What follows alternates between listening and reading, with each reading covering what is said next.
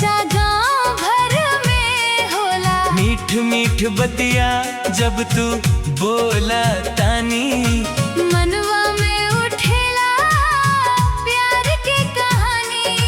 तोहरे बिना अब मन ना लागे जी, हर घड़ी तोहरे के दिलवा मांगे जी। लाल ओढ़नी ओढ़ के जब तू आइला जी, दिलवा में प्यार के दीप जरैला जी। तोहरे मुस्कान पे दिल हार गई जी, तोहरे प्यार में पागल हो गई जी।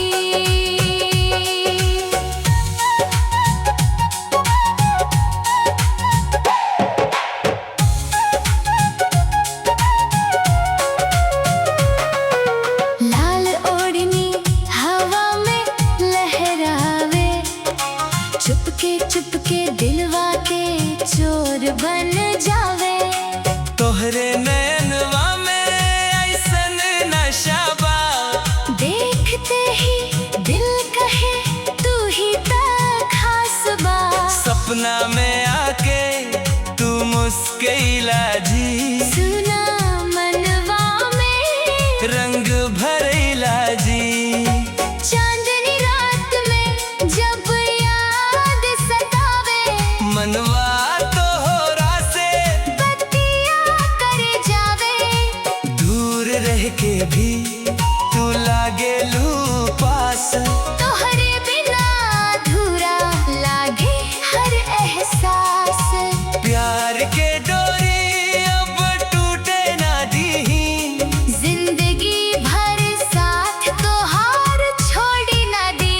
लाल ओढ़नी ओढ़ के जब तू आइला जी, दिलवा में प्यार के दीप जरैला जी।